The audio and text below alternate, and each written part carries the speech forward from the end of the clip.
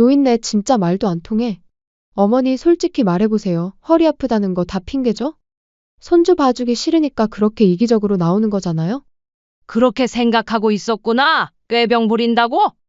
네, 그리고 좀 아프셔도 참을 줄도 알아야지 꼬박꼬박 병원에 가면 병원비만 나가지. 자식들 생각은 안 하세요? 나이 먹으면 원래 아픈 거래잖아요. 누가 들으면 너네들이 병원비 내주는 줄 알겠다. 언제 한번 병원비 보태주고서 그런 말 하거라? 아니, 왜 이렇게 단순하세요? 그 돈 어차피 저희 나중에 물려받을 건데. 어머니가 병원비로 다 써버리면 저희는 나중에 뭐 먹고 살아요? 이런 시어머니랑 가족으로 엮일 바에 차라리 어머니가 어디 멀리 사라지셨으면 좋겠어요. 그래, 너네들에게 나는 그저 돈 줄이고 집안일 손주 봐주는 가정부 그 이상도 이하도 아니었구나. 너 말대로 내가 사라져 줄게. 대신 이 집은 내 거니까 정리하고 연 끊고 지내자. 이번 사연의 주인공은 윤복래 씨입니다.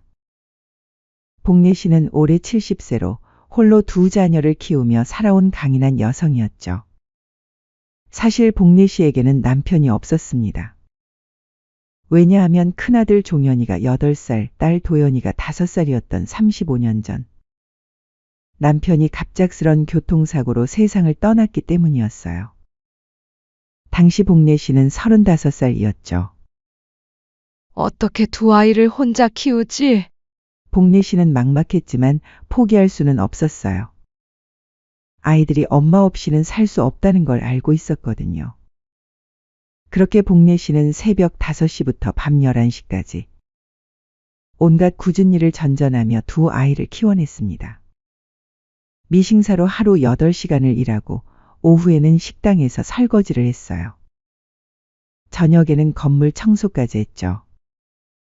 하루 3가지 일을 하면서도 복래 씨가 가장 신경 쓴 건 아이들 교육이었습니다. 복래 씨는 자신이 끼니를 거르더라도 아이들 학원비와 교재비는 절대 밀리지 않았어요. 그렇게 긴 세월이 흘렀습니다. 큰아들 종현이는 대학을 졸업하고 회사에 취직했어요. 딸 도연이도 간호사가 되어 병원에서 일하게 되었죠. 복래 씨는 정말 자랑스러웠습니다. 내가 죽도록 일한 보람이 있구나. 하지만 복래 씨의 시련은 여기서 끝나지 않았어요. 아들 종현이가 30대 후반이 되어 결혼을 하고 사업을 시작했는데 큰 실패를 하게 된 거였거든요. 종현이는 친구와 함께 작은 카페를 창업했다가 그 당시 코로나19로 인해 손님이 급감하면서 막대한 빚을 지게 되었습니다. 금액이 무려 2억 3천만 원이었어요. 종현이는 어느 날 복래 씨를 찾아와 무릎을 꿇고 말했습니다. 엄마, 제가 정말 잘못했어요. 사업이 완전히 망했어요. 빚쟁이들이 매일 집으로 찾아와서 민정이랑 아이가 무서워해요. 복래 씨는 아들의 얼굴을 보니 마음이 아팠어요. 종현이의 얼굴은 완전히 초췌해져 있었거든요. 며느리 민정이도 아이를 안고 울고 있었죠. 어머니, 도와주세요. 이대로는 정말 길거리에 나앉게 될 것 같아요. 복래 씨는 고민에 빠졌습니다. 자신이 평생 모은 전 재산은 현재 살고 있는 아파트 한 채가 전부였거든요. 복래 씨는 며칠 밤을 새우며 고민했습니다. 하지만 결국 결정을 내렸어요. 좋다. 엄마가 집을 담보로 대출받아서 빚을 다 갚아주마. 복래 씨는 자신의 집을 담보로 2억 3천만 원을 대출받아 아들의 모든 빚을 깨끗하게 정리해줬습니다. 그리고 아들 가족이 전셋집에서 불안하게 살 것을 걱정해서 자신의 집으로 들어와 함께 살자고 제안했어요. 종현아, 민정아, 이제 걱정하지 말고 우리 집에서 같이 살자. 처음에 며느리 민정이는 정말 고마워했습니다. 어머님, 정말 죄송해요. 어떻게 이런 큰 도움을 주시는지. 민정이는 눈물까지 흘리며 복래 씨의 손을 붙잡았어요. 평생 효도하며 살겠어요. 정말 감사합니다. 아들 종현이도 마찬가지였죠. 엄마, 정말 고맙습니다. 제가 꼭 성공해서 빚도 갚고 엄마한테 효도할게요. 그렇게 아들 가족은 복래 씨의 집으로 들어왔습니다. 처음 몇 달은 정말 평화로웠어요. 며느리 민정이는 집안일도 열심히 도와주고 복례 식기 안마도 해드렸죠. 어머님, 평생 고생만 하셨는데 이제는 편히 쉬세요. 아들 종현이도 새로운 직장을 구해서 열심히 다녔어요. 5살 난 손자 지훈이도 할머니를 무척 따랐죠. 할머니야, 할머니랑 같이 자고 싶어요. 복례 씨는 정말 행복했습니다. 아, 이런 게 진짜 가족이구나. 내가 힘들게 산 보람이 있네.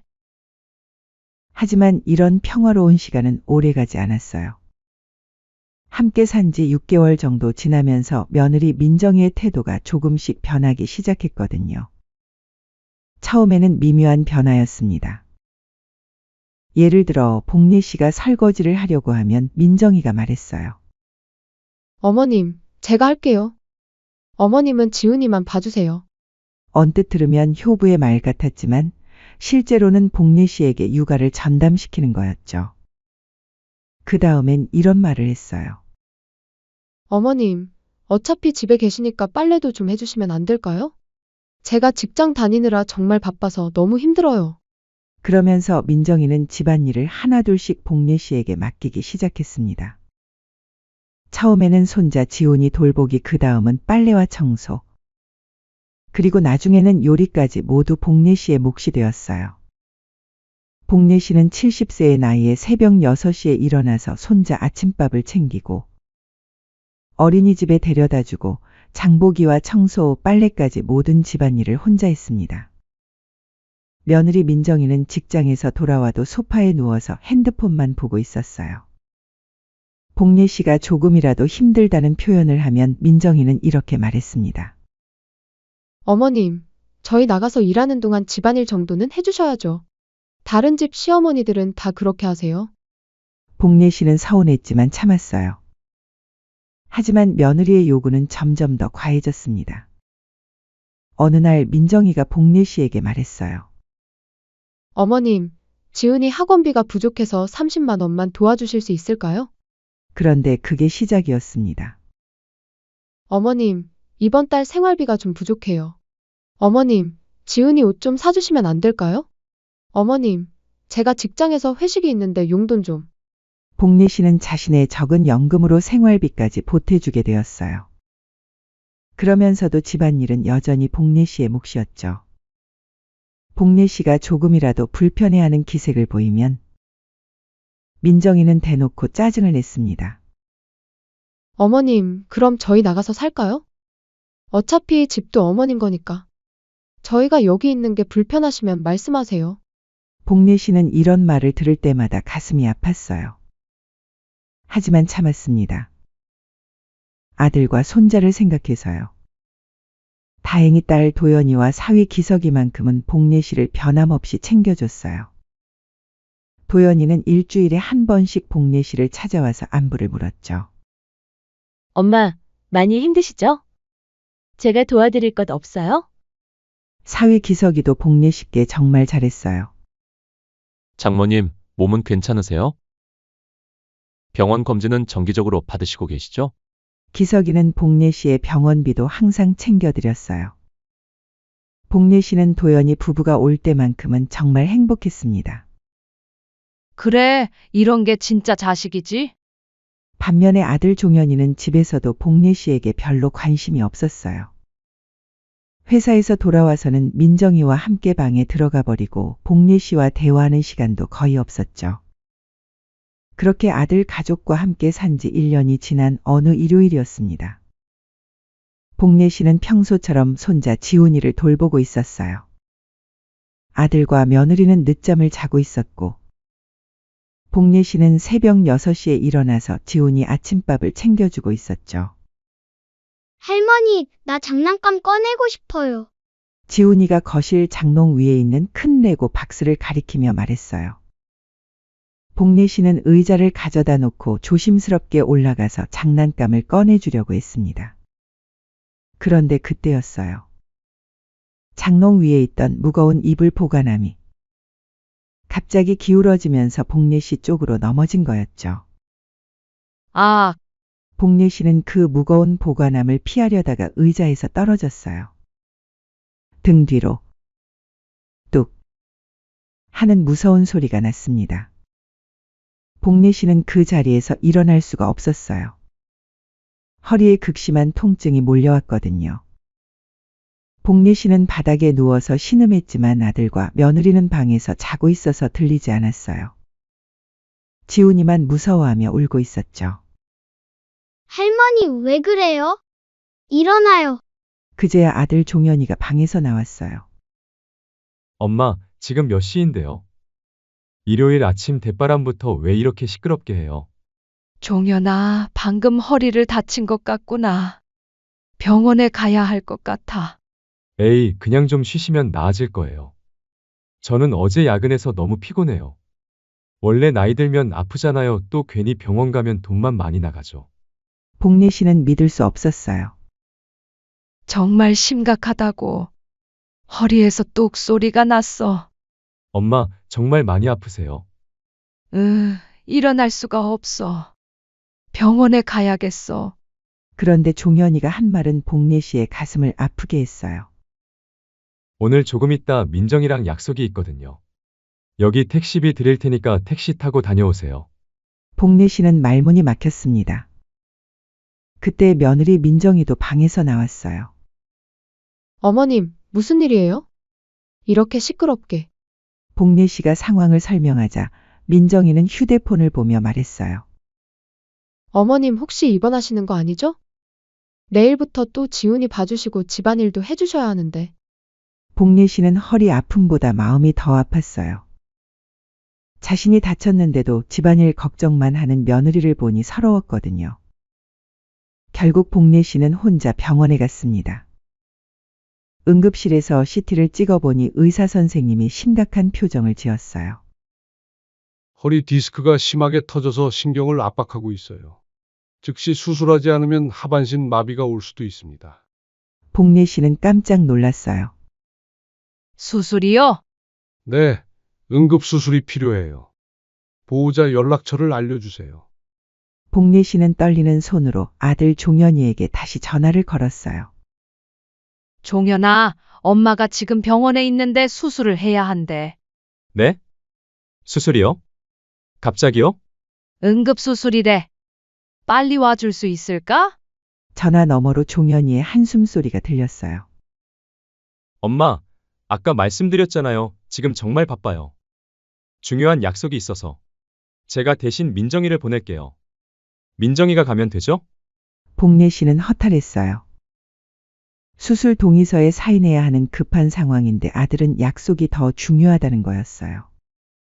그런데 며느리 민정이는 아예 오지도 않았어요. 복례 씨가 기다리고 있는데 민정이에게서 문자가 왔어요. 어머님, 죄송해요. 지훈이 갑자기 열이 나서 병원 못 갈 것 같아요. 수술 잘 받으시고 언제 퇴원하시는지 꼭 알려주세요. 복례 씨는 그 문자를 보고 눈물이 났어요. 자신이 응급수술을 받아야 하는 상황인데 며느리는 퇴원 날짜만 묻고 있었거든요. 복례 씨는 떨리는 손으로 딸 도연이에게 전화를 걸었어요. 도연아, 엄마가 지금 병원에 있어. 허리 수술을 해야 한대. 엄마 어쩌다가 그러셨어요? 지금 어느 병원이세요? 제가 바로 갈게요. 도연이의 목소리에는 진짜 걱정이 들어 있었어요. 기석 씨도 같이 갈게요. 어머니, 무서우시죠? 괜찮을 거예요. 30분 후 도연이와 기석이가 숨을 헐떡이며 응급실로 뛰어왔어요. 어머니, 많이 아프세요? 괜찮으세요? 도연이는 복례 씨의 손을 꼭 잡고 울먹였어요. 사위는 바로 의사 선생님을 찾아가서 수술에 대해 자세히 물어봤죠. 의사 선생님, 수술이 얼마나 위험한가요? 어머님이 연세가 있으셔서 걱정이에요. 복례 씨는 도연이 부부를 보며 가슴이 따뜻해졌어요. 이런 게 진짜 자식이구나. 수술은 3시간 동안 계속됐습니다. 도연이와 기석이는 수술실 앞에서 한 걸음도 떠나지 않고 기다렸어요. 반면에 아들 종현이는 수술이 끝난 후에야 병원에 나타났어요. 엄마, 수술 잘 끝나셨어요? 다행이네요. 거봐요, 별거 아니라니까요. 나이 드시면 조금만 해도 아프고 다쳐서 그렇게 호들갑 떨 필요는 없어요. 종현이는 마치 대수롭지 않은 일처럼 말했어요. 며느리 민정이는 끝까지 오지 않았죠. 복례 씨가 중환자실에서 회복하는 동안 도연이는 매일 병원에 와서 간병을 했어요. 기석이도 회사 일을 조정해서 복례 씨 옆을 지켰죠. 음식 드셔야 빨리 나으세요. 제가 죽 끓여왔어요. 그리고 불편한 곳 없으세요? 베개 높이 조절해 드릴까요? 반면에 아들 종현이는 하루에 한 번씩 잠깐 들렀다가 금방 가버렸어요. 엄마, 상태는 어때요? 언제쯤 퇴원하세요? 종현이가 할 말은 항상 그것뿐이었어요. 며느리 민정이는 딱 한 번 병원에 왔는데 그때 한 말이 복례 씨의 마음을 더욱 아프게 했어요. 어머님, 빨리 나으셔야 해요. 집안일이 너무 엉망이에요. 지은이도 할머니가 없으니까 말을 안 들어서 힘들어요. 언제 퇴원하시는지 정확한 날짜 좀 알려주세요. 복례 씨는 병상에 누워서 생각했어요. 정작 내가 아플 때는 집안일 걱정만 하는구나. 그때 복례 씨 옆에서 간병하고 있던 도연이가 조용히 말했어요. 엄마, 오빠가 너무 하는 것 같아요. 어떻게 엄마가 수술하는데도 안 와요? 엄마 걱정은 안 하고 집안일 걱정만 하다니. 복례 씨는 도연이의 말을 들으며 마음을 굳혔어요. 도연아, 엄마가 이제 결심했어. 내가 살아있는 동안 다시는 저 아이들을 위해 희생하지 않을 거야. 도연이는 복례 씨의 단호한 표정을 보며 놀랐어요. 평생 참고 양보하며 살아온 어머니가 이런 말씀을 하시다니요. 도연아, 내가 바보였어. 이번에 아픈 덕분에 진짜 가족이 누군지 이제야 알겠다. 복례 씨는 병실 창문 밖을 바라보며 조용히 다짐했어요. 이제 정말로 자신의 인생을 살아보겠다고 말이에요. 복례 씨는 아직 몰랐습니다. 퇴원 후에 아들과 며느리가 얼마나 뻔뻔한 모습을 보일지 말이에요. 복례 씨는 병원에서 2주간 입원 치료를 받고 퇴원했습니다. 퇴원 후 복례 씨는 마음을 완전히 굳혔어요. 병원에서 보낸 2주 동안 정말 많은 생각을 했거든요. 나는 평생 아이들을 위해 살았는데 정작 내가 아플 때는 누가 챙겨줬지? 복례 씨는 퇴원하자마자 법무사 사무실을 찾아갔습니다. 법무사님, 제가 상속에 관해 상담받고 싶어요. 현재 제 재산을 둘째 딸에게만 물려주고 싶습니다. 법무사는 복례 씨의 이야기를 듣고 고개를 끄덕였어요. 어머님, 유언장을 작성하시는 게 가장 확실한 방법입니다. 그리고 생전 증여를 하시는 방법도 있고요. 복례 씨는 고민 끝에 생전 증여를 결정했어요. 지금 당장 딸에게 증여하겠어요. 더 이상 망설이고 싶지 않아요. 그렇게 복례 씨는 자신의 아파트를 딸 도연이에게 완전히 증여했습니다. 법적 절차가 모두 끝난 후 복례 씨는 도연이에게 전화를 걸었어요. 도연아, 엄마가 집을 너에게 증여하기로 했다. 네? 엄마, 갑자기 왜요? 너만이 진짜 엄마를 생각해줬어. 이제 이 집은 내 거야. 도연이는 당황했어요. 엄마, 오빠는 뭐라고 하세요? 갑자기 이러시면. 걱정하지 마라. 엄마가 알아서 할 거야. 복례 씨는 며칠 동안 아들 종현이에게 이 사실을 알리지 않았어요. 그런데 일주일 후 종현이가 급하게 복례 씨를 찾아왔습니다. 어머니! 집이 도연이 명의로 바뀌었다는데 이게 무슨 일이에요? 종현이의 얼굴은 새빨갛게 달아올라 있었어요. 그래, 내가 도연이한테 증여했어. 도대체 생각이 있으신 겁니까? 이렇게 갑자기 집을 도연이한테만 넘겨요? 그럼 저희는 어쩌라고요? 저도 자식 아니에요. 복례 씨는 차분하게 대답했어요. 종현아, 너는 엄마가 아플 때 뭘 했니? 병원에서 수술 받을 때 약속이 더 중요하다고 했잖니? 그때 며느리 민정이도 들어왔어요. 어머님, 이건 정말 너무하시는 거 아니에요? 저희가 그동안 어머님한테 얼마나 잘했는데요. 복례 씨는 민정이를 똑바로 쳐다봤어요. 잘했다니 뻔뻔스럽구나. 너도 내가 아플 때 병원에 같이 가주기는커녕 손주 봐줄 사람 없고 집안일 할 사람 없어서 곤란해했잖니? 너네들한테 나는 딱 그런 존재였던 거지. 민정이는 당황하며 변명했어요. 그때는 상황이 급해서 그랬잖아요. 그런데 어머님, 이 집은 저희가 함께 살고 있는 집이에요. 갑자기 도연 아가씨한테만 주시면 저희는 어디서 살라는 거예요? 복례 씨는 어이가 없었어요. 너희가 함께 사는 집? 이게 누구 집인데? 내가 2억 3천만 원 빚을 갚아줬고 4명의 집에서 살게 해준 거 아니야? 민정이는 목소리를 높였어요. 어머님, 그렇다고 해서 저희 몰래 이렇게 처리하시면 안 되죠. 저희도 여기서 1년 넘게 살았는데 최소한의 예의는 지키셔야죠. 그리고 솔직히 저희가 어머님 모시느라 얼마나 고생했는데요. 복례 씨는 참았던 화가 올라왔어요. 너희가 나를 모셨다고? 누가 누구를 모신 거야? 70살 나이에 집안일 다 하고 지훈이 키운 거 생각하면 내가 너희를 모신 거 아니야? 종현이가 끼어들었어요.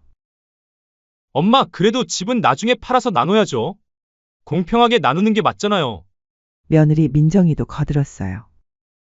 맞아요. 어머님, 법적으로도 저희한테 상속 권리가 있어요. 다른 자식만 챙기시고 저희는 완전히 배제시키시는 게 말이 돼요? 복례 씨는 민정이의 말투에 더욱 화가 났어요. 법적 권리? 너는 이 집에 무슨 권리가 있다고 그래? 내 재산을 누구한테 줄지는 내가 정하는 거야. 며느리 민정이는 오히려 당당하게 맞섰어요. 어머님, 저희도 여기서 함께 살면서 어머님을 돌봤잖아요. 그런데 갑자기 쫓아내시는 거예요? 이건 너무 일방적이에요. 저희 입장은 전혀 생각 안 하시는 거네요. 너 말이다. 맨날 첫날 시어머니 부려먹을 생각만 하고 심지어는 아파서 수술할 때도 부려먹을 궁리만 했잖니? 자식이 부모한테 도와달라고 한 게 그렇게 안 입고 오세요? 그리고 제 입장에서 제 엄마도 아닌 다 늙은 노인네랑 같이 상권만 해도 모신 거 아닌가요? 어머니 입장에서도 활기 돌고 좋았으면서 왜 이제 와서 그래요? 뭐라고? 말 다 했니? 그게 그렇게 힘들었으면 너네들이 나가서 살면 되잖니? 합가해서 같이 사는 게 너네만 힘든 줄 아니? 나도 힘들다. 아우, 노인네 진짜 말도 더럽게 안 통하네. 어머님도 저희랑 같이 살게 된 덕분에 손자보는 재미로 사셨잖아요. 서로 도움이 된 거 아니에요? 복례 씨는 이제 완전히 화가 폭발했어요. 서로 도움이 됐다고? 내가 너희한테 무슨 도움을 받았다고? 2억 넘는 빚 갚아주고 집까지 내어주고 70살에 애까지 키워줬는데 민정이는 더욱 당당했어요. 어머님, 그런 식으로 따지시면 저희도 할 말 있어요. 저희가 어머님과 함께 살면서 얼마나 불편했는지 아세요? 매일 어머님 눈치 보면서 살아야 했고요. 친구들도 초대 못하고 제대로 된 신혼생활도 못했어요. 지은이도 할머니만 따르고 엄마는 무시하게 됐고요. 복례 씨는 민정이의 말을 듣고 어이가 없어서 웃음이 나왔어요. 빚쟁이한테 쫓길 때는 언제고 이제 와서 불편했다고? 물에 빠진 사람 구하니까 보따리 내놓으라는 격이구나. 종현이가 끼어들었어요. 엄마, 그때와 지금은 상황이 다르잖아요. 저희도 이제 안정됐고 독립할 능력도 생겼어요. 그런데 엄마가 갑자기 집을 도연이한테만 주시니까 당황스럽죠. 어머님, 현실적으로 생각해보세요. 저희는 어머님과 함께 살면서 직접 모실 수 있는데 나중에 어머님이 더 나이 드시면 누가 돌봐드릴 건데요? 도연 아가씨가 매일 와서 간병해드릴 수 있어요? 복례 씨는 민정이의 계산적인 말투에 완전히 질려버렸어요.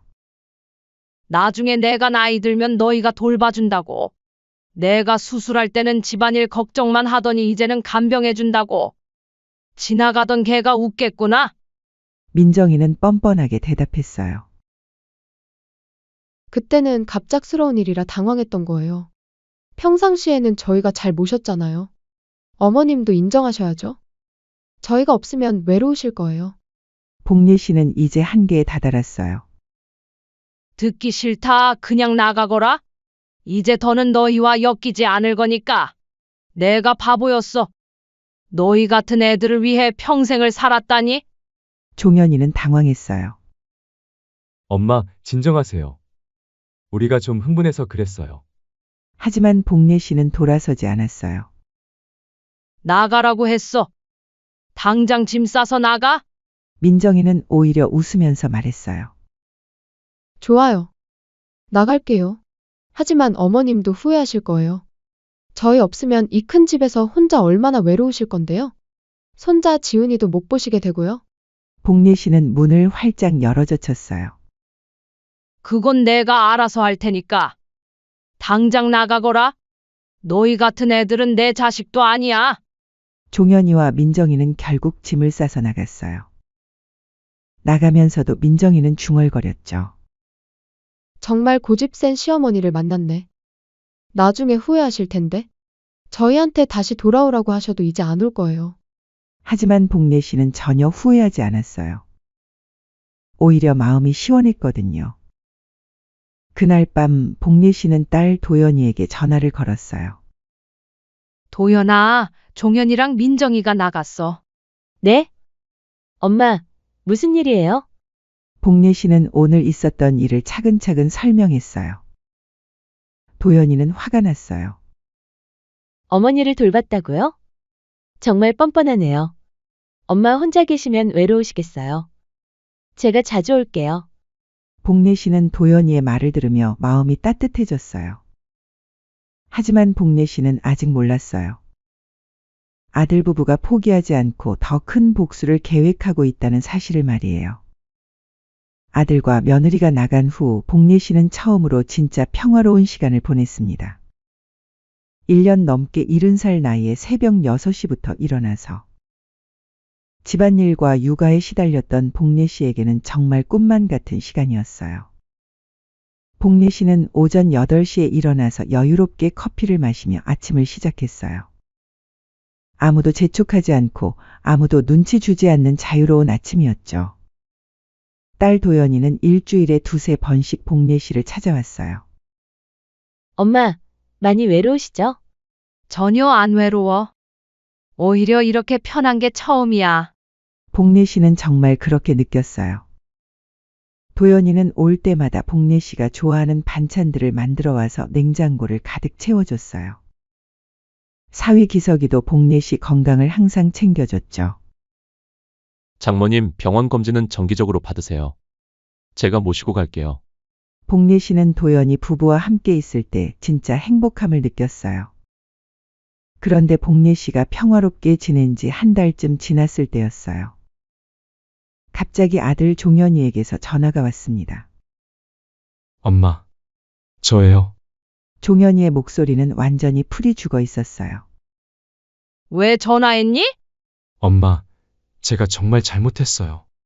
돌아가고 싶어요. 복례 씨는 차갑게 대답했어요. 돌아가고 싶다고? 너희가 나갈 때 뭐라고 했었지? 엄마, 그때는 제가 정신이 없어서 그랬어요. 정말 후회하고 있어요. 종현이는 울먹이는 목소리로 말했어요. 민정이랑 이혼 진행 중이에요. 복례 씨는 깜짝 놀랐어요. 이혼했다고? 네. 민정이가 저한테 엄마를 선택하느냐 자기를 선택하느냐 따지더라고요. 그래서 어떻게 했는데? 처음에는 민정이 편을 들었어요. 그런데 종현이는 한참을 멈췄다가 계속 말했어요. 민정이가 완전히 달라졌어요. 엄마 집에서 나온 후로 저한테 막말하고 지훈이한테도 신경 안 쓰고 그리고 다른 남자랑 바람 피우고 있었어요. 복례 씨는 할 말이 없었어요. 지훈이는 어떻게 됐니? 민정이가 데려갔어요. 저는 혼자가 됐어요. 종현이는 목 놓아 울기 시작했어요. 엄마, 제가 정말 바보였어요. 엄마가 얼마나 소중한지 이제야 알겠어요. 제발 다시 집에 들어가서 살게 해주세요. 하지만 복례 씨는 단호했어요. 종현아, 이미 늦었어. 엄마, 제발. 저 정말 반성하고 있어요. 그때 엄마가 아프셨을 때 제가 얼마나 잘못했는지 알아요. 민정이 말에 휘둘려서 엄마를 무시한 제가 정말 나빴어요. 복례 씨는 아들의 말을 듣고 있었지만 마음이 움직이지 않았어요. 종현아, 너는 나를 엄마가 아니라 하인으로 여겼어. 그 대가를 지금 치르는 거야. 엄마, 제발. 됐다. 더 이상 통화하지 마라. 복례 씨는 전화를 끊었어요. 그런데 그 후로 종현이는 거의 매일 복례 씨를 찾아왔어요. 문 앞에서 무릎을 꿇고 용서를 빌었죠. 엄마, 제발 문 열어주세요. 저 정말 잘못했어요. 다시는 그런 일 없을게요. 복례 씨는 문을 열어주지 않았어요. 하지만 종현이는 포기하지 않고 계속 찾아왔어요. 어느 날은 비를 맞으면서도 몇 시간씩 기다렸어요. 이웃들이 모두 볼 정도였죠. 딸 도연이가 복례 씨를 찾아왔을 때 종현이와 마주쳤어요. 오빠, 여기서 뭐 하고 있어? 도연아, 엄마가 문을 안 열어줘. 도연이는 오빠의 초라한 모습을 보고 안타까웠어요. 오빠, 그때 정말 심했어. 엄마 수술 받으실 때. 알아. 내가 정말 잘못했어. 도연아, 엄마한테 말 좀 해줘. 자업자득이야, 오빠. 어차피 이 문 안 열릴 거니까 얼른 돌아가서 몸 챙겨. 그 후로 복례 씨는 정말 평화로운 날들을 보냈어요. 도연이 부부는 더욱 자주 복례 씨를 찾아왔고 함께 여행도 갔어요. 엄마, 부산 바다 구경 가실래요? 그래, 오랜만에 바다나 봐야겠다. 복례 씨는 도연이 기석이와 함께 2박 3일 부산 여행을 떠났어요. 바다를 바라보며 복례 씨는 정말 행복했습니다.